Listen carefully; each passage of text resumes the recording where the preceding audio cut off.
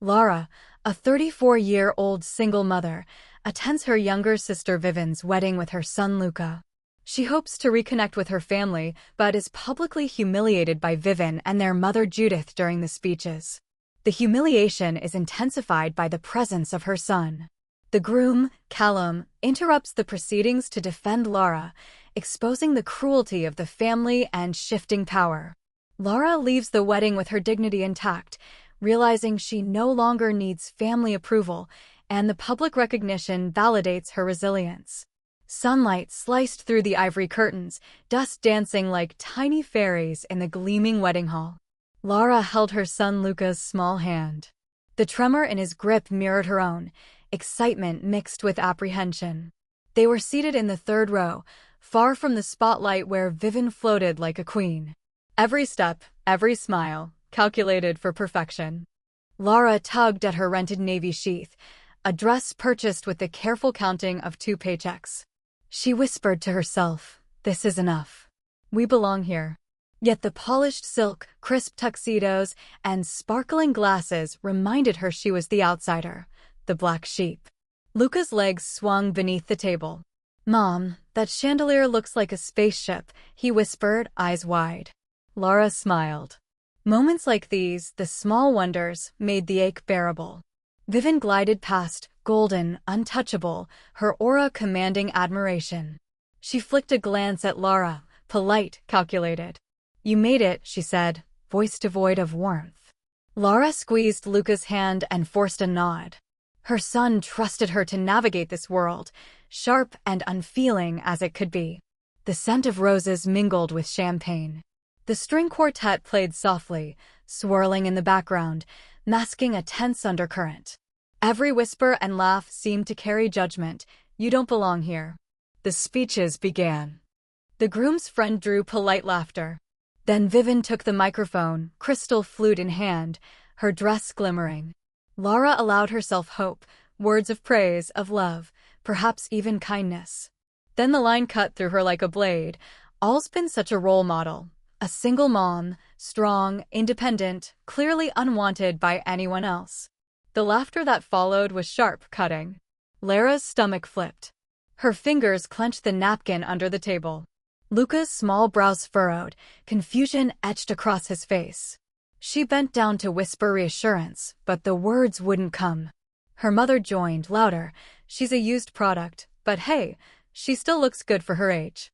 The laughter pressed Laura down, suffocating, but she refused to cry. She searched the room for a friendly face. Grandpa Norman bowed, cousins smirked at phones. Even her uncle avoided her gaze. Alone. She and Luca, alone in the crowd. Then a scrape of a chair. Callum, Vivian's fiancé, stood. Calm, deliberate, eyes locked on Laura. The room shifted. Whispers spread like wildfire. Something was about to happen. Not rescue. Not reconciliation. A reckoning. Lara's chest tightened as Callum stepped forward. Whispers rustled like dry leaves. Guests turned their heads, curious and uncomfortable. Vivian's smile faltered. Judith's grip on her glass tightened. The music dimmed, leaving only the hum of tension. Laura gripped Luca's hand. He leaned into her, whispering, "Why did she say that?" Her throat tightened. No words could shield him, but she squeezed his hand, promising safety with silent conviction. Callum's voice rang out, steady, calm. "I can't stay silent. What just happened was cruel. It wasn't funny." Gasps rippled through the hall. Vivian froze. Judith's eyes narrowed. Laughter ceased. The room's atmosphere crystallized.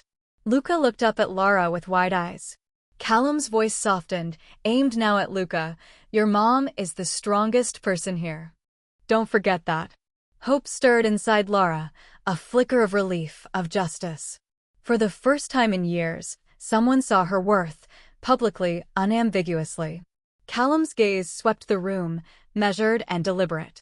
"She didn't ask for sympathy. She's never needed a stage. But I won't allow cruelty to masquerade as family tradition." The audience murmured. Phones lifted. Guests whispered, stunned. Laura felt a weight lift. Dignity returned. Callum addressed the crowd with measured intensity. Family is supposed to be support, not ridicule. None of that happened today. Vivian's posture cracked. Judith's power slipped. The laughter that once cut Lara down now hung in the air, impotent. Luca clutched her hand tighter. He didn't understand the politics of humiliation but saw bravery embodied. Callum softened, turning his gaze to Vivian. She showed up. Brought her son. And you mocked her. That stops now. Vivian tried to speak. Words failed. Her perfect armor shattered. The golden child became human, exposed and small. Lara realized, dignity doesn't need revenge. It needs courage and someone willing to act. She straightened in her seat. Luca's eyes mirrored admiration. The tension thickened. Guests shifted in discomfort. Some rose, others stayed frozen. Judith opened her mouth but faltered. Callum's calm authority silenced her words. Lara inhaled deeply. She could have slunk away, hidden in shadows, but Luca was here, witnessing courage. She looked around, faces of family, once commanding, now uncertain. Callum's voice carried through the hall. This isn't a joke. No child should witness their parent humiliated. No one should. Vivian's eyes darted to the ceiling. Judith's face reddened. The power had shifted. Lara felt the weight lift, a release she'd longed for. Callum dropped the microphone gently. I think I've seen enough. He walked past Vivian, past Judith, straight out the door. Silence followed, dense, heavy, undeniable. Lara held Luca's hand, standing tall. No tears, no shouts, no drama. She had won. Dignity reclaimed. The guests, frozen, looked at each other. Whispers replaced laughter. The golden child shrank under their gaze. Luca's small fingers squeezed hers. Mom, did we win? Yes, baby. We did, she whispered. Outside, air crisp, clean, and free. Lara and Luca walked to the car. No applause. No recognition except in their hearts. Missed calls from family flooded her phone. She ignored them. Callum's gesture, recorded and shared, received tens of thousands of supportive comments online. At home, tucking Luca in, she lingered. He looked up at her. Mom, are you still sad about Aunt Vivian? Lara shook her head. Not anymore. Why? Because I think you won, even though it wasn't a fight. Lara smiled. Yes, she had won. Without anger. Without explanation. She had left with her son, dignity intact, and learned that validation from cruelty spectators wasn't necessary. Silence could be a statement. Grace could be a weapon. Courage could be quiet. And tonight, she had all three.